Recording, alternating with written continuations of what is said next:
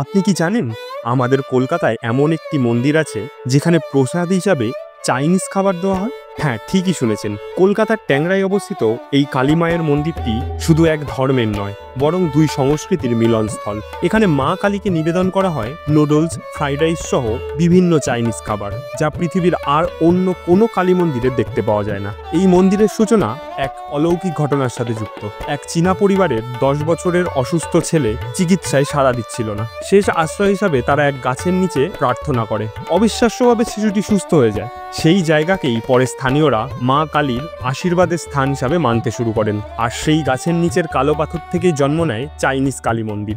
আজ এই কালী মন্দিরে শুধু হিন্দুরাই নয়, চীনা, বৌদ্ধ, খ্রিস্টানরাও ভক্তিভরে পুজো দিতে আসেন। পুজোর আচারগুলোই একসাথে দেখা যায় চীনা এবং সনাতনী হিন্দু রীতি। ঘণ্টা, ধূপ, লাল লণ্ঠন আর প্রসাদে চাউমিন। মন্দিরের তত্ত্বাবধায়ক একজন চীনা বংশোদ্ভূত Hindu. My name is John. I came back from America now in just almost 15 years now. এই মন্দির আজও প্রমাণ করে ধর্মের সীমা পেরিয়ে মানুষ একসঙ্গে প্রার্থনা করতে পারে। এখানে বিশ্বাসের ভাষা একটাই, তা হলো ভক্তি। কমেন্টে মেনশন করুন আপনার সেই বন্ধুকে যার সাথে ঘুরে দেখতে চান এই কালী মন্দির।